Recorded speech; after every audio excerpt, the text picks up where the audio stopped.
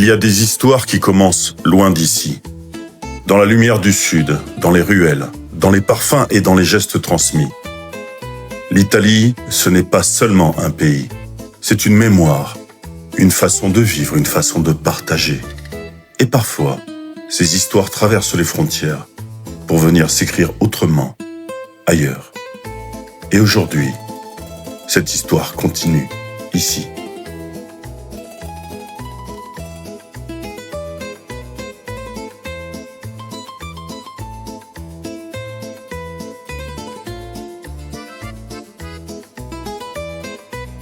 En cuisine, chaque geste a son importance.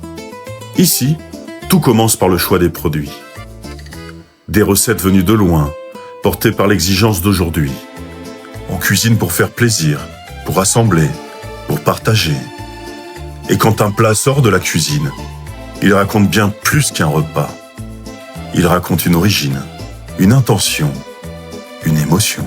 La carbo, j'utilise la crème avec de la guanciale et du pecorino. La recette italienne qui est faite exclusivement avec des œufs, de l'eau de cuisson des pâtes et de la guanciale. On va dire que la cuisine, elle vient de mes deux grands-mères, une française et une italienne, de Reggio Emilia, qui est quand même une région qui se situe entre Parme, Bologne et Modène. Donc la cuisine, c'est quand même quelque chose d'important. C'était quelque chose d'important pour elle.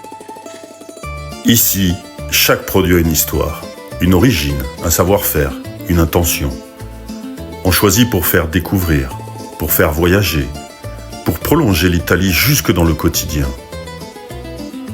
Et parfois, il suffit d'un conseil, d'un sourire, pour que le voyage commence dans cette jolie épicerie.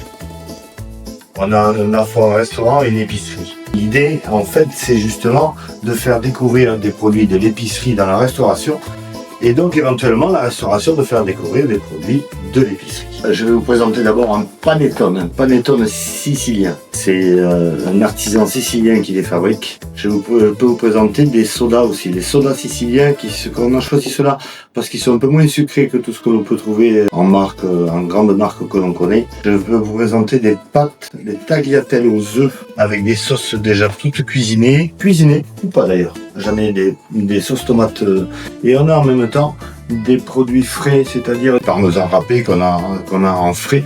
Voilà ce que je peux vous présenter, mais j'ai beaucoup d'autres produits à vous faire découvrir. Voici des panettone, tout chocolat, c'est le nouveau.